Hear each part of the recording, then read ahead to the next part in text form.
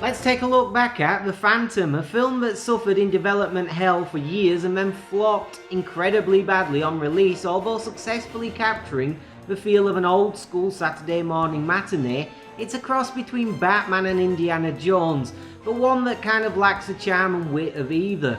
But before I get ahead of myself, let's start at the very beginning. The movie is of course an adaptation of the Lee Falk character The Phantom by King Features, which first appeared as a daily comic strip in newspapers on February 17, 1936.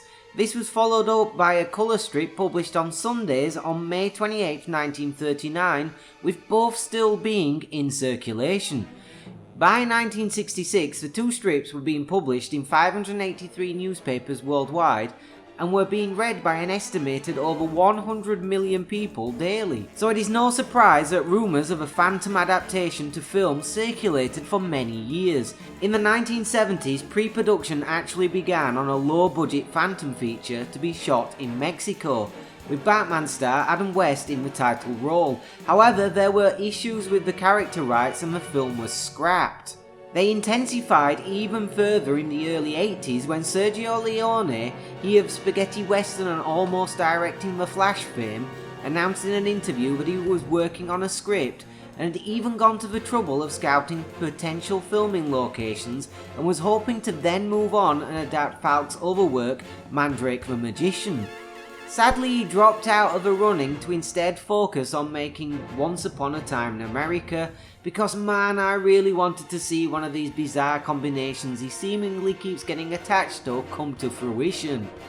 He was initially replaced with Joe Dante, who developed the screenplay with Jeffrey Baum, being closely based on two Phantom stories, the Singh Brotherhood and the Sky Band, whilst adding new characters, supernatural and mystical elements to the story.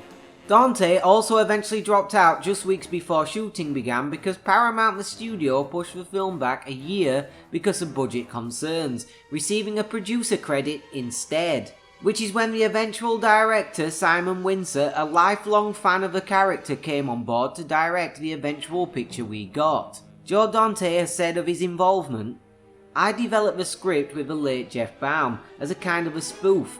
We were a few weeks away from shooting in Australia when the plug was pulled over the budget and the presence of a winged demon at the climax. A year or so later it was put back into production, sans demon, only nobody seemed to notice it was written to be funny, so it was disastrously played straight. Many unintentionally funny moments were cut after a raucous test screening, and I foolishly refused money to take my name off the picture, so I'm credited as one of a zillion producers." Which pretty much gives away the game that this was a massive commercial and critical failure on release, only earning back $17.3 million against a budget of $45 million, it having actually gone $10 million over budget during production. Two planned sequels were cancelled as a result. Critical consensus was largely negative, with the film holding a 43% rating on Rotten Tomatoes, most reviews agreeing that the script gives Billy Zane little to work with, and thus he plays the Phantom as a friendly but completely one-dimensional hero.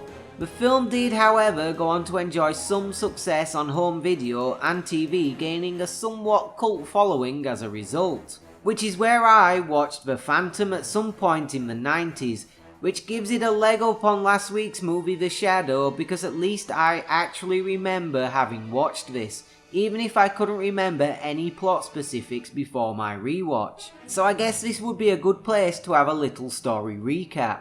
We follow Kit Walker, the 21st Phantom, played by Billy Zane, as he tries to stop power-hungry businessman Xander Drax, who is Treat Williams, from acquiring the skulls of Tuganda, which grant their possessors some form of tremendously destructive power.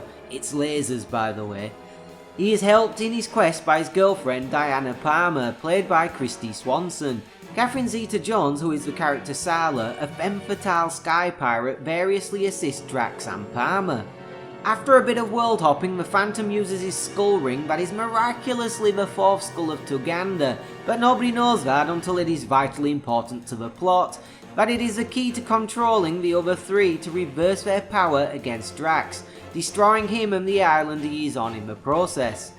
You may have noticed I didn't take long to summarise this 100-minute long film. In fact, Wikipedia has me beat by devoting a full 1/5 of its plot summary to the film's opening 86 seconds. Which is mainly because the entire runtime of this film is one long chain of action set pieces, including those opening 86 seconds, with the director choosing to take out scenes they filmed showing a love triangle between Sala, Palmer and the Phantom to make the plot more fast-paced. He succeeded, but the problem that created this film feels like Batman and Indiana Jones had a very charmless baby who is dressed in a ridiculous purple onesie most of the time.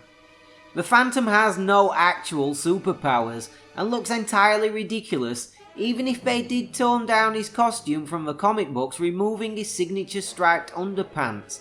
Like last week, it is a character that is probably more suited to the page more than the big screen.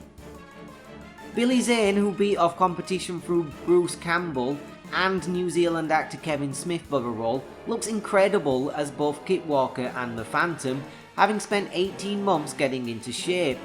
He is however still Billy Zane and has the charisma of a wet sock, which when you add that to the lack of real plot or brevity or humour and character that say Indiana Jones possess, and this all just kind of feels very charmless and dated, even by 90s standards, like it belongs in the 1950s or 60s. The supporting cast are largely okay, with only Treat Williams seemingly understanding what they were making here and chewing the scenery and hamming it up accordingly. Christy Swanson, however, yeah, her and Billy Zane together are less yin and yang and just more wet sock and another wet sock. It's no real surprise her big budget leading lady days were over largely after this. It was nice to see Catherine Zeta-Jones again though, at least, who I swear I haven't seen in anything since Red 2 in 2013. This isn't a total loss though. Like last week, it very much captures the feel of an old school pulp comic and that old school feel to the plot and character I already mentioned I could imagine would appeal to some people too. Thanks to the overabundance of action set pieces, it does have some excellent practical stunt work throughout, the special effects also being largely practical with just a few composite shots that have also aged well. There aren't any egregious mid-90s CGI that I noticed. I can't see why I remember this and not the Shadow though now. The colourful costume and the endless action scenes would have been far more memorable to teenage me than the Shadow would have been. A character who appears only briefly and is literally invisible when he does. So that was The Phantom, a movie I really do have to file under who was this even for and what were they thinking. A cross between Indiana Jones and Batman with none of the appeal of either really. A character that just doesn't survive the adaptation from page to the screen in this instance.